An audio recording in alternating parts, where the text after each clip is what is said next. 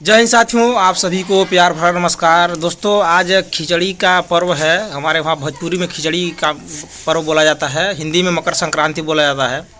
पूर्वांचल में बड़े पैमाने पर देखा जाए उत्तर भारत की एक बहुत ही फेमस त्यौहार है और बड़ी धूमधाम से इस पर्व को मनाया जाता है।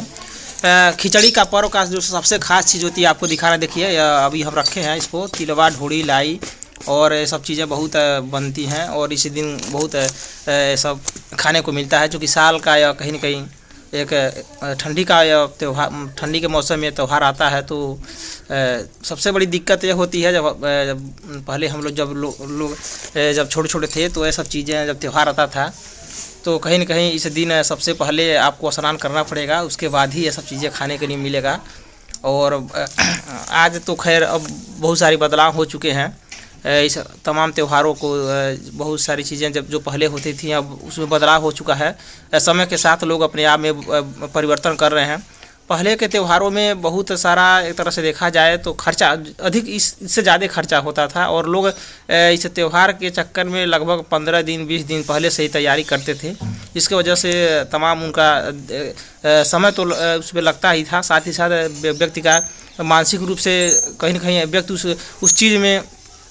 उस चीज़ को करने के लिए तमाम जो भी और भी काम है उसमें कहीं ना कहीं बाधा उत्पन्न होती थी। तो उस जटिलता को दूर करने के लिए तमाम त्योहारों में थोड़ा बहुत परिवर्तन देखने को मिलता है, सुधार देखने को मिलता है, जो अच्छी चीज़ें हैं और होना भी चाहिए। समय के साथ व्यक्ति के जीवन में भी बदलाव होना चाहिए। और क्योंकि पूर्वांचल में इस तरह के त्यौहार के अवसर पर तमाम लोग बहुत अपने अपने अंदाज में त्यौहार मनाते हैं। हमारे वहाँ भी तमाम जगहों पर मेले का भी आयोजन किया जाता है, खिचड़ी का मेला। जैसे हमारे चौक में लगता है, गोरखनाथ मंदिर का खिचड़ी का मेला लगता है, इधर गोरखपुर में लगता है, बड़े स्तर से तमाम लोग जाते भी हैं।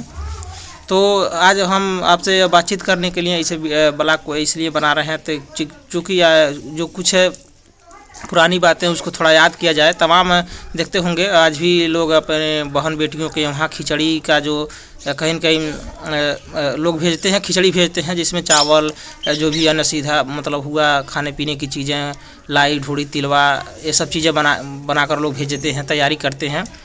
और कहीं न कहीं साथियों, कोई भी त्यौहार का मकसद यही होता है कि लोगों को आपसी भाईचारा को बढ़ाया जाए, लोगों के कहीं न कहीं जो दूरियां हैं उस दूरियों को कमज़ोर करके लोगों को आपस में जोड़ा जाए।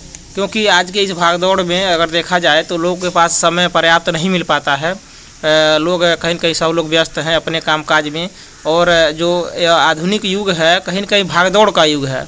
लोगों की ज़रूरतें बढ़ती जा रही हैं, जिसकी वजह से लोग अपनी ज़रूरतों को पूरा करने के लिए दिन रात एक तरह से देखा जाए तो संघर्ष कर रहे हैं। लोगों को समय नहीं मिल पाता है कि अपने नाते रिश्तेदार, अपनी बहन बेटियों से, कुछ लोग आज भी देखते होंगे बहुत सारा समय बीत जाता है, लोगों से बातचीत नहीं कर पाते हैं, लोगों को से मिल नहीं पाते हैं।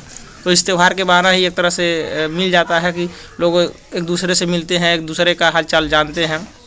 और हमारे वहाँ त्योहारों पर आज भी ये देखने को मिलता है कि जो कहते हैं कि सभी धर्म के सभी लोग आपस में मिलजुल कर रहते हैं। अगर कोई हिंदू का पर्व हो तो मुस्लिम भाइयों को उन्हें भोजन के लिए आमंत्रित किया जाता है, उन्हें दावत दिया जाता है। और कोई मुस्लिम पर्व आता है जैसे ईद हुआ या बकरीद हुआ तो वो भी लोग हिंदू को बुलाकर अपने यहाँ भोजन कराते हैं। आज भी ये सब चीज़ें चलती हैं, हमारे इस पूर्वांचल में देखने को मिलता है। धार्मिक सद्भावना की जो बातें हैं वह सब हमारे यहाँ देखने को आज भी मिलता है। तो ये सब अच्छी चीज़ें हैं और आपस में मिलजुल कर रहना भी चाहिए। जब तक व्यक्ति के अंदर मानवता नहीं आएगी, जब तक व्यक्ति के अंदर सद्भावना नहीं आएगा, तब तक इस अपने कहीं न कहीं जो इस दुनिया है, इस दुनिया को बेहतर नहीं बनाया जा सकता है। और भारत की भी यही परिकल्पना है कि सर्वे भवन्तु सुखिनः सर्वे सन्तु निरामया सर्वे भद्राणि पश्यन्तु मा कश्चित् दुर्भाग् भवेत्। आप लोगों ने श्लोक सुना होगा, सभी लोग सुखी हो, सभी लोग निरोग हों, सभी लोग खुशहाल हों। यही तो भारतीय संस्कृति की परंपरा है। और भारत हमेशा पूरे दुनिया को वसुधैव कुटुम्बकम की नज़र से देखता है, सभी लोगों के विकास की बात करता है, सभी लोगों के खुशहाली की बात करता है, पूरे दुनिया की सुख शांति की बात करता है। और भारत की पहचान साथियों बुद्ध से है। बुद्ध हमेशा कहते थे कि यह दुनिया तभी खुशहाल हो पाएगी जब हम सबके भले के लिए सोचेंगे। सिर्फ अपने भले के लिए जब सोचेंगे तो कहीं ना कहीं तमाम लोगों का जो हित है वह रुकेगा, वो बाधित होगा, जिसकी वजह से लोगों में टकराव होगा। तो लोगों में जब टकराव होगा तो जो चीज़ें सही तरीके से संचालित हो रही हैं कहीं ना कहीं उसमें दिक्कतें पैदा होंगी।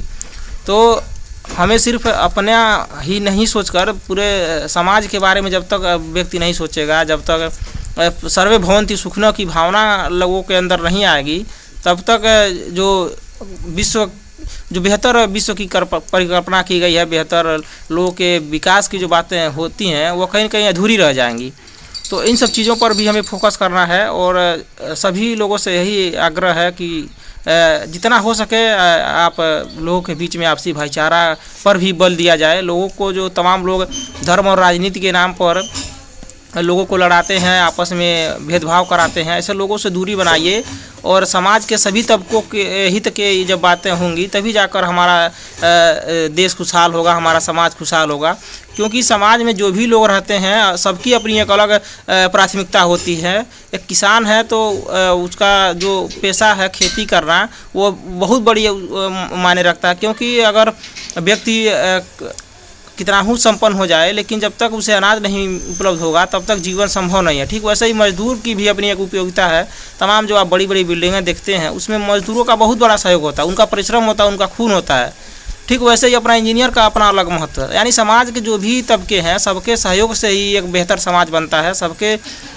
सबकी प्राथमिकता होती है कुछ न कुछ बेहतर चीज़ें करने में।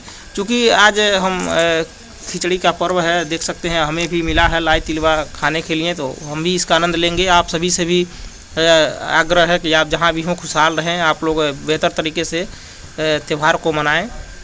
और पुनः आप सभी को इस खिचड़ी पर्व की, मकर संक्रांति की ढेर सारी शुभकामनाएं, बधाई देते हैं।